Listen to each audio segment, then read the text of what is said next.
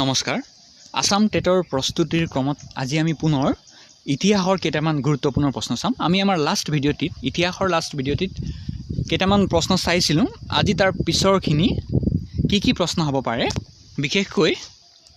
এই যিটো topic prehistory of Assam geographical location of ancient Kamrup socio economic condition of ancient Kamrup Varman Salastambha and Pala dynasties এই টপিকৰ ওপৰত আমাৰ প্ৰশ্নবোৰ আধাৰিত গতিকে চাই লওঁ আজিৰ প্ৰশ্নবোৰ লাষ্ট ভিডিঅ'টিত আমি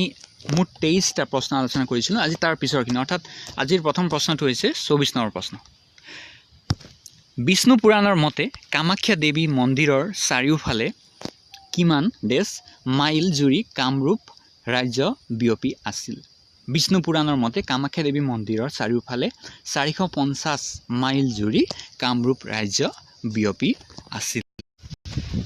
25 নম্বৰ প্ৰশ্ন প্ৰাগজ্যোতিষ ৰাজ্যত কোন গোষ্ঠীৰ লোকসকলক কিৰাত বোলা হৈছিল প্ৰাগজ্যোতিষ ৰাজ্যত মংগোলীয় গোষ্ঠীৰ লোকসকলক কিৰাত বোলা হৈছিল এটো অতি গুৰুত্বপূৰ্ণ ভালকে চাব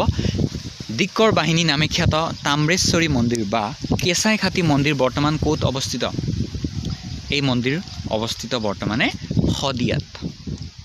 মহাভৈৰৱ শিৱ মন্দিৰ কোনে নিৰ্মাণ কৰিছিল আমি সকলোৱে জানো যে মহাভৈৰৱ শিৱ মন্দিৰ নিৰ্মাণ কৰিছিল ৰজা বানে বা বান ৰজাই 28 নম্বৰ প্ৰশ্ন কুমাৰ হৰণ আৰু উষা পৰিণয় কি উষা অনিৰুদ্ধৰ কাহিনীক লৈ ৰচিত দুখন গ্ৰন্থ হৈছে কুমাৰ হৰণ আৰু উষা পৰিণয় কুমাৰ হৰণ ৰচনা কৰিছিল অনন্ত কণ্ডলী আৰু উষা পৰিণয়ৰ ৰচক হ'ল পিতাম্বৰ দিছ আৰু এই দুখন গ্ৰন্থ ৰচিত উষা অনিৰুদ্ধৰ কাহিনীক লৈ নেক্সট ৰামায়ণ অনুসৰি প্ৰাগজ্যোতিষ ৰাজ্যৰ প্ৰতিষ্ঠা কোনে কৰিছিল ৰামায়ণ অনুসৰি প্ৰাগজ্যোতিষ ৰাজ্যৰ প্ৰতিষ্ঠা কৰিছিল অমৃত ৰাজে এখিনিও চাই লওঁ যে প্ৰাচীন অসমৰ কামৰূপ ৰাজ্যৰ সমসাময়িক আৰু ৰাজ্য কি আছিল এইবোৰ ৰাজ্য আছিল ডবকা হিড়িম্বা মণিপুৰ আৰু ত্ৰিপুৰা অৰ্থাৎ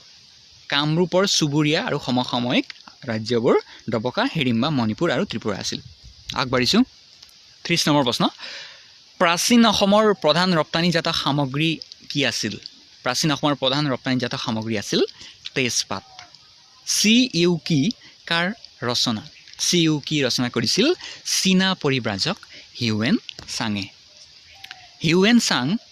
কেতিয়া আৰু কাৰ দিনত অসমলৈ আহিছিল হিউৱেন চাং আহিছিল 443 খ্ৰীষ্টাব্দত আৰু তেওঁ আহিছিল ভাস্কৰ বৰ্মনৰ দিনত বৰ্মন বংশৰ প্ৰতিষ্ঠাতা কোন আছিল বৰ্মন বংশৰ প্ৰতিষ্ঠাতা আছিল পুষ্য বৰ্মন বৰ্মন ৰাজবংশৰ শ্ৰেষ্ঠ ৰজা কোন ভাস্কৰ বৰ্মন আছিল বৰ্মন ৰাজবংশৰ শ্ৰেষ্ঠ ৰজা নেক্সট হিউৱেন চাং কোন বিশ্ববিদ্যালয়ত অধ্যয়ন কৰিবলৈ আহিছিল হিউৱেন চাং আহিছিল নালন্দা বিশ্ববিদ্যালয়ত অধ্যয়ন কৰিবলৈ আৰু নালন্দা বিশ্ববিদ্যালয়খন বৰ্তমানে অৱস্থিত আছিল বা এতিয়াও আছে বিহাৰত ডুবি আৰু নিধানপুৰ তামৰ ফলি কাৰ দিনত খোদিত কৰা হৈছিল ডুবি আৰু নিধানপুৰ তামৰ ফলি খোদিত কৰা হৈছিল ৰজা ভাস্কৰ বৰ্মনৰ দিনত উত্তৰ ভাৰতৰ কোন ৰজাৰ লগত ভাস্কৰ বৰ্মনৰ সুসম্পৰ্ক আছিল উত্তৰ ভাৰতৰ ৰজা হৰ্ষবৰ্ধনৰ লগত ভাস্কৰ বৰ্মনৰ সুসম্পৰ্ক আছিল আগবাঢ়িছোঁ বৰ্মন ৰাজবংশই কিমান সময়কাল কামৰূপত ৰাজত্ব কৰিছিল বৰ্মন ৰাজবংশই কামৰূপত ৰাজত্ব কৰিছিল প্ৰায় 300 বছৰ 4ৰ্থ শতিকাৰ পৰা 7ম শতিকালৈ এই ৰাজবংশই অসমৰ সিংহাসনত আছিল 39 নম্বৰ প্ৰশ্ন হিউৱেন চাঙৰ বিৱৰণী মতে কামৰূপৰ জলবায়ু কেনেকুৱা আছিল হিউৱেন চাঙৰ বিৱৰণী মতে কামৰূপৰ জলবায়ু খেমেকা আৰু চেঁচা আছিল হিউৱেন চাঙৰ বিৱৰণী মতে কামৰূপৰ সেই সময়ত পৰিধি কিমান আছিল প্ৰায় 1700 মাইল আছিল হিউৱেন চাঙৰ বিৱৰণী মতে কামৰূপ ৰাজ্যৰ পৰিধি ভাস্কৰ বৰ্মন কামৰূপৰ সিংহাসন বহাৰ পৰাই কামৰূপত এটি নতুন সময়সূচীৰ প্ৰচলন হয় আৰু এই সময়সূচী আছিল নাম হৈছে ইয়াৰ ভাস্কৰ আব্দ বা কামৰূপী চন অৰ্থাৎ ভাস্কৰ বৰ্মন যেতিয়া কামৰূপৰ সিংহাসনত বহিলে তেতিয়াৰ পৰা নতুন কেলেণ্ডাৰ নতুন বৰ্ষ গণনা কৰা হৈছে আৰম্ভ হ'ল আৰু সেই নতুন কেলেণ্ডাৰ হৈছে ভাস্কৰ আব্দ বা কামৰূপী চন হৰ্ষচৰিত গ্ৰন্থৰ ৰচক কোন আছিল হৰ্ষচৰিত লিখিছিল কবি বাণভট্ট আছিল হৰ্ষবৰ্ধনৰ ৰাজকবি কামৰূপ নামৰ উল্লেখ এলাহাবাদ প্ৰশস্তি কামৰূপ নামৰ উল্লেখ থকা এলাহাবাদ প্ৰশস্তি কোনে খোদিত কৰাইছিল কামৰূপ নামৰ উল্লেখ থকা এলাহাবাদ প্ৰশস্তি খোদিত কৰাইছিল গুপ্ত সম্ৰাট সমুদ্ৰগুপ্তই এইটো অতি গুৰুত্বপূৰ্ণ পুনৰবাৰ কৈছোঁ যে কামৰূপ প্ৰথমবাৰৰ কাৰণে কামৰূপ নামৰ উল্লেখ থকা এলাহাবাদ প্ৰশস্তি খোদিত কৰাইছিল গুপ্ত সম্ৰাট সমুদ্ৰগুপ্তই আৰু এইখন প্ৰশস্তিতেই পোনপ্ৰথমবাৰৰ বাবে কামৰূপ নামৰ উল্লেখ আছিল ইয়াৰ আগতে কোনো ঐতিহাসিক সমলত এনে কামৰূপ নামৰ উল্লেখ থকা পোৱা হোৱা নাই নেক্সট এলাহাবাদ প্ৰশস্তিত অসমৰ কোন ৰাজ্যৰ কথা উল্লেখ আছে এলাহাবাদ প্ৰশস্তিত অসমৰ ডবকা নামৰ ৰাজ্যৰ বিষয়েও উল্লেখ আছে কামৰূপৰ নামৰ উল্লেখ আছেই তাৰ লগতে ডবকা নামৰ ৰাজ্যৰ বিষয়ে উল্লেখ আছে আৰু ই বৰ্তমানে নগাঁও জিলাৰ কপিলী উপত্যকাত আছে এই ডবকা নামৰ ঠাই বৰ্মন বংশৰ প্ৰতিষ্ঠাতা পুষ্য বৰ্মনৰ পৰৱৰ্তী ৰজা কোন আছিল বৰ্মন বংশৰ প্ৰতিষ্ঠাতা পুষ্য বৰ্মনৰ পৰৱৰ্তী ৰজা আছিল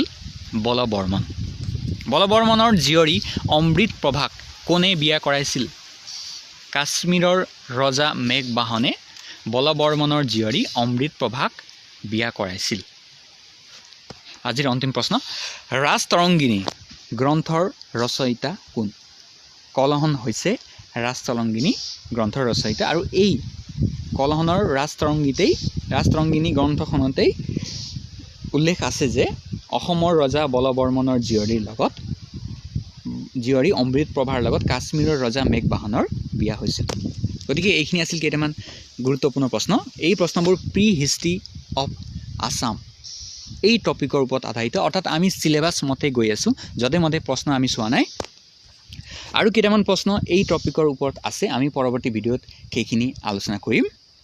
প্ৰিয় বন্ধুসকল আজিৰ ভিডিঅ'টি যদি ভাল পাইছে তেন্তে ইয়াক লাইক আৰু শ্বেয়াৰ কৰিব যদি আপুনি আমাৰ চেনেল প্ৰথমবাৰ কাৰণে চাই আছে তেন্তে প্লিজ ছাবস্ক্ৰাইব কৰিব আমাৰ চেনেল যাতে আপুনি আমাৰ গুৰুত্বপূৰ্ণ ভিডিঅ'বোৰ আগলৈ সোনকালে পাব পাৰে আজিৰ বাবে ইমানেই ধন্যবাদ